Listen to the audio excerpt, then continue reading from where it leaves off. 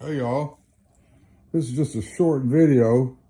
Luke came by yesterday, he and Ty, about noon, and helped me take Big Red out of his cradle. And because it's too heavy for one person, it probably weighs about 100 and a quarter, 175 pounds, 150, whatever, and empty. And that's with all the ceramics out of it, added ceramics. And he took it to the shop. I had an idea. I didn't have a shelf on it and to put all my utensils. So I came up with an idea. He looked at it yesterday. I told him what I wanted, how I thought I wanted it. He took it to the shop. Of course, he modified it a little bit, made it even better. He put this frame on right here, and he put it right on the weld joints from the factory, on the legs where the strongest part are. And it turned out great. He used, looks like 1-inch angle iron, and then got a piece of aluminum for the shelf.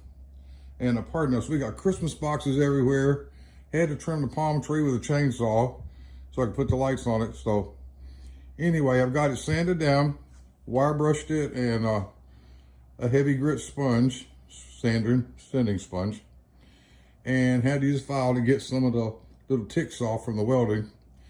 And I've got it all washed down, turn it over here in a minute, and I've got to get everything taped up, and then I'm going to paint it and let it sit and dry, and then hopefully maybe by tomorrow afternoon I can put this thing back together, and I'll show you what it looks like after I get it painted. Okay, the bottom side is taped, so when I turn it upside down I don't get any overspray. And I'm going to have to really be careful when I turn it over and tape that. Got to make sure I keep the chrome wheels covered so that they don't get overspray and ruin that. And I'm almost ready. Once I get the other side done, then I'll take denatured alcohol and get as much oil out of the metal as I can, and then it'll be ready to paint. Good morning, everyone. It's Saturday morning, 2 days after I did the sanding and the prep work and the tape for the rack on the Big Red stand. It's been raining, so I wasn't able to take it outside and paint it. I got up this morning at 7. There was a window between 7 and 10 o'clock where there's not any rain, and the rain's just getting ready to start now. So I took it out 7:30 and got it painted, got it cleaned up, pulled all the tape and everything off. And so now it's just going to take probably 3 to 4 days to harden up and set up and cure, simply because the air is so damp and heavy. Humidity right now is 94%.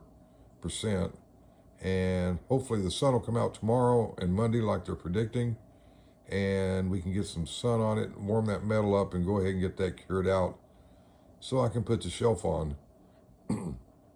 I used a Krylon semi-flat black paint. When it dries, it'll match the powder coat that came from the factory. So it should be a perfect match. And I've got my yard man is coming. I talked to him a few minutes ago. He's going to help me set that heavy critter back in its base. So hopefully I'll be able to burn some burgers this afternoon. And maybe by Tuesday I can put the shelf in. So project's almost complete. I'll do one final video once I get the shelf in and let you see what the final outcome is. Okay, I'm back. I hadn't planned to do this, but for those of you that may not be familiar with a smoker, egg type smoker, I thought maybe you would find this interesting. Try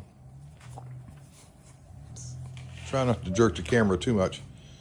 This is I affectionately call this one, I'm nicknamed it Big Red, but it's actually a Kamado Joe. And you can see the name there. And this is almost identical to the big green eggs, except the big green eggs been around about 25, 30 years, and they command twice the price as the Big Red. They've been around probably 6 to 8 years. And what makes the eggs unique is, in addition to this heavy metal on the outside, the inside, the lid weighs probably 35, 40 pounds. It's all ceramic on the inside. It's got a lot of smoke on it and stuff. It's got a good heavy seal, top and bottom, but the whole inside is ceramic. And that's what makes it so darn heavy. It took the landscape guy and I, both of us, using these handles here where the shelf goes to lift this up into his cradle.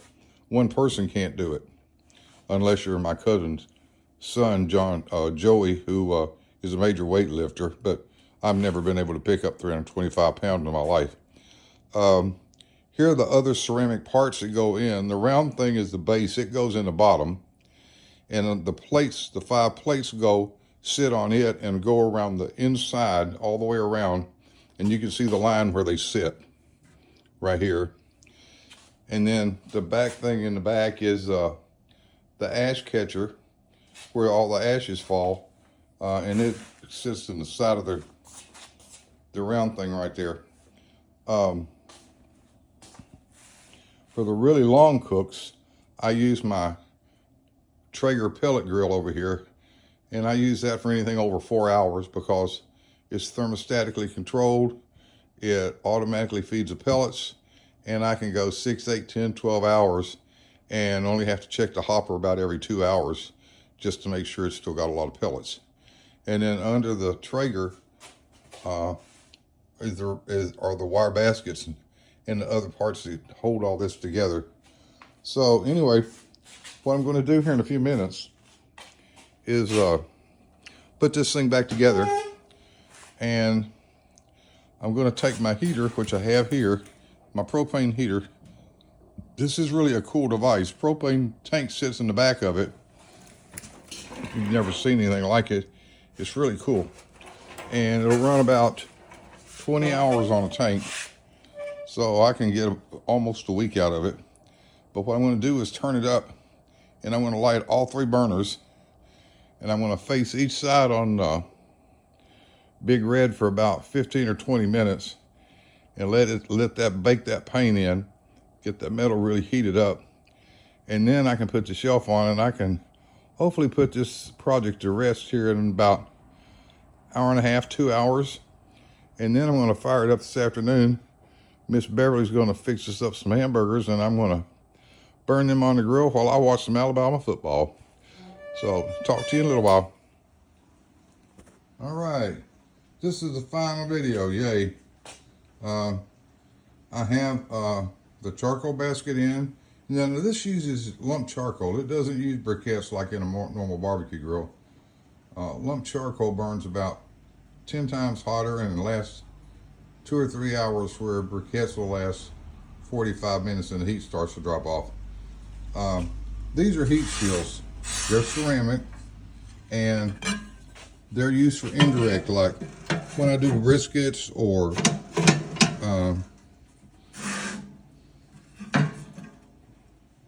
Boston butts, something like that. That's indirect heat, especially for pizzas, is wonderful. That way you don't get the direct heat that burns them up. When I use them, I always cover them in aluminum foil. That's why they look new. And I don't have to, with all the droppings and everything, you end up having to use a putty knife. And I learned when I first bought it watching videos not to make that mistake. So I got that. And then the grates, I always spray my grates with Pam before I cook. And that way it's easier to clean up, and much easier to clean up, and the food doesn't stick, especially on the long cooks. And we're all done, ready to fire it up, and we have our new shelf. And I'm so excited. That's what this process was all about, was my shelf. And man, Luke did a really nice job on this. I couldn't be more pleased. I couldn't be more pleased with my shelf. So that's the project. And oh, and this little thing here, this little half grate, I can take off the heat shield on one side, set that on there, and if I'm doing like wings and I like, Beverly likes hers crisp and I don't, I can take the heat shield off one side, set that down in there, drop her wings down on that grate, and it's over direct heat, and then mine are still getting indirect heat, which makes hers a little crispier. So anyway, that's Big Red, and this is a great exercise and a nice project. You all have a great day. Merry Christmas.